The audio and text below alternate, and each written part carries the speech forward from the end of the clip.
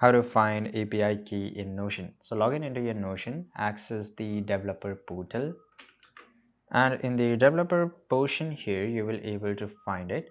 Now developer Notion, if you're not able to find it, let me show you. So it is developers.notion.com. So just go and click on it, or just click on it and copy and paste it in your URL, and you will able to do it.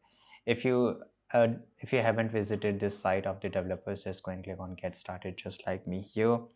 Now in this way you will able to access the developer section, and you will able to see a lot of options here.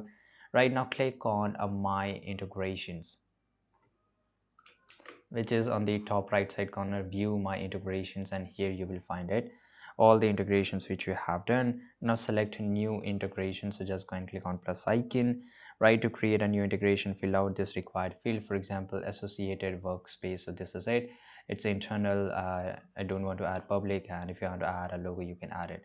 Now name is required, so I'll just write here taste one, and just go and click on save. Now configure integration settings here.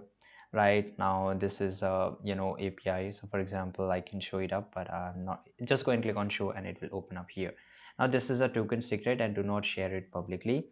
After this, so this is what we call API key. Now just copy this up, and after obtaining your API key you may need to connect your integration to a specific database or pages within Notion to access your data by the API. You can do this by navigating back to your Notion workspace, selecting the database, and managing connection to add your newly created integration. So this is how you can do so, and just go and click on save once you have copied it, and this is it. Thanks for watching this video.